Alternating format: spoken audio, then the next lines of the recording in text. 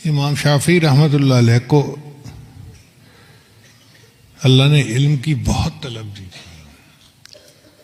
بچپن میں یتیم ہو گئے تھے اور ان کی کفالت ان کی والدہ کرتی تھی،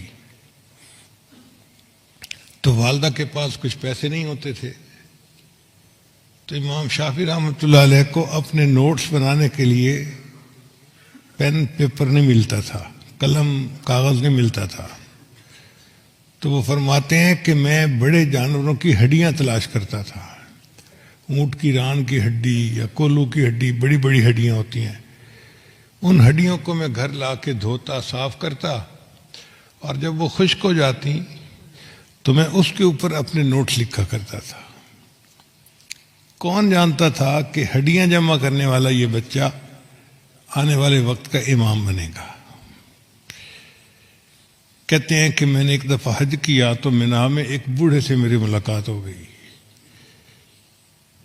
سلام دعا کے بعد اس نے مجھے کہا کہ تم میری دعوت قبول کر لو۔ میں نے کہا بہت اچھا۔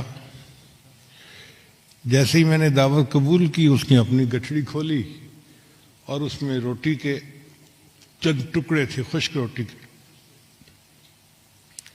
وہ اس نے بسترخوان پہ رکھ دی اور کہنے لگا کھاؤ۔ میں نے کھانے شروع کر دیے۔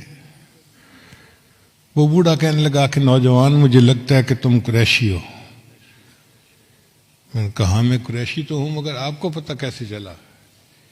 کہنے لگا کہ یہ جو قریشی لوگ ہوتے ہیں نا، یہ دعوت دینے میں بھی بے تکلف ہوتے ہیں اور دعوت قبول کرنے میں بھی بے تکلف ہوتے ہیں، تو تمہاری بے تکلفی سے مجھے اندازہ ہوا کہ تم قریشی ہو۔ تو کہتے ہیں کہ اس بڑے میاں سے تھوڑی دیر بات ہوئی تو مجھے اندازہ ہوا کہ وہ مدینہ طیبہ سے آیا ہے، تو میں نے اس سے امام مالک رحمۃ اللہ کے بارے میں پوچھنا شروع کر دیا۔ کبھی ملاقات ہوئی، وہ کیسے ہیں، اور تو بوڑھے کو اندازہ ہو گیا کہ اس کو امام مالک کے ساتھ محبت ہے اور یہ ان کے بارے میں مزید جاننا چاہتا ہے۔ تو بوڑھے نے مجھے کہا کہ نوجوان، کیا تم مدینہ جانا پسند کرو گے؟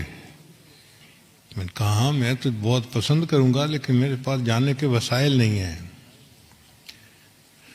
اس نے کہا کہ ہمارے ساتھ ایک حاجی آیا تھا بھورے اونٹ پہ سوار ہو کر، وہ فوت ہو گیا اور اب اس کا اونٹ خالی واپس جائے گا۔ اگر تم کہو تو میں اس کے رشتہ داروں سے بات کر لوں کہ اونٹ پہ تمہیں سوار ہونے کی اجازت دیں، تو تم قافلے کے ساتھ مکہ سے مدینہ پہنچ جاؤ گے۔ امام شافعی فرماتے ہیں کہ مجھے بہت خوشی ہوئی کہ ویسے تو میں جا نہیں سکتا، قافلے کے ساتھ سفر آسان ہوگا، تو میں نے حامی بھر لی کہ ٹھیک ہے میں چلتا ہوں۔ فرماتے ہیں کہ میں قافلے کے ساتھ مکہ سے مدینہ گیا۔ اس زمانے میں سڑکیں نہیں ہوتی تھیں، گرمی کا سفر ہوتا تھا، پہاڑ پہ چڑھتے تھے پھر اترتے تھے، پھر چڑھتے تھے پھر اترتے تھے، مشقت کا سفر ہوتا تھا۔ تو امام شافعی رحمۃ اللہ فرماتے ہیں کہ ہمیں مکہ مکرمہ سے مدینہ جانے میں 16 دن لگے اور میں نے 16 دنوں میں 16 مرتبہ قرآن مجید کو مکمل پڑھ لیا۔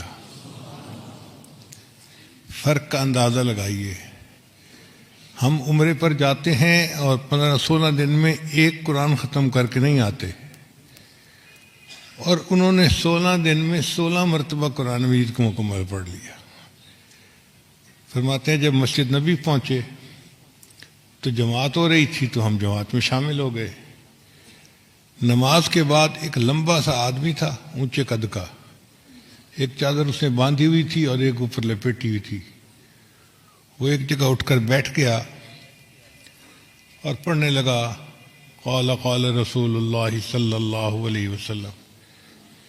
امام شافعی فرماتے ہیں کہ میں سمجھ گیا کہ یہ امام مالک ہوں گے جو مسجد نبوی میں حدیث کا درس دے رہے ہیں۔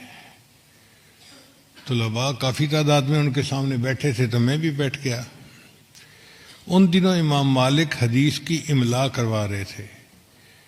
املا کا مطلب یہ کہ امام مالک حدیث کی تلاوت کرتے تھے اور شاگرد ان سے سن کے حدیث کو لکھ لیا کرتے تھے۔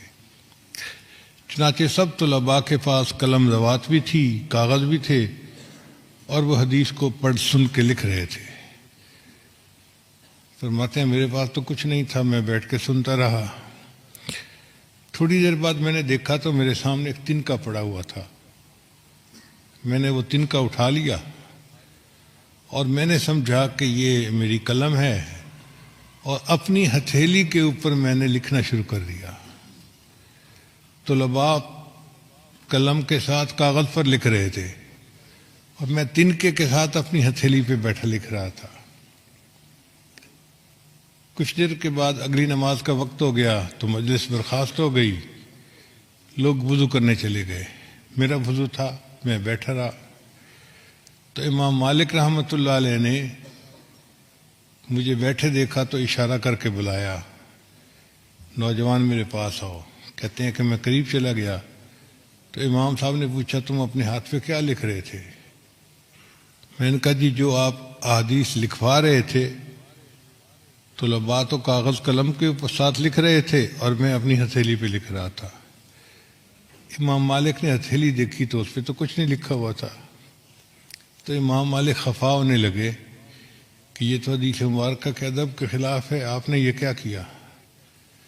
تو امام شافعی کہتے ہیں کہ میں نے کہا کہ حضرت میں مسافر ہوں، طالب علم ہوں، اور میرے پاس قلم کاغذ نہیں ہے۔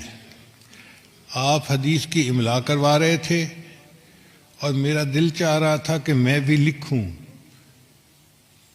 تو آپ بول رہے تھے اور میں طلباء کے ساتھ تشبہ حاصل کرنے کے لیے اس تنکے سے اپنی ہتھیلی پہ لکھ رہا تھا، ورنہ حقیقت میں تو میں اس حدیث کو اپنے دل کے اوپر لکھ رہا تھا۔ تو امام مالک رحمۃ اللہ نے جب یہ سنا تو مطمئن ہو گئے، فرمانے لگے اچھا اس مجلس میں نے 100 احادیث لکھوائی ہیں، اگر تم مجھے آدھی حدیث میں بھی سنا دو نا تو میں جانوں۔ امام شافعی رحمۃ اللہ فرماتے ہیں کہ امام مالک نے کہا کہ آدھی حدیثیں سنا دو۔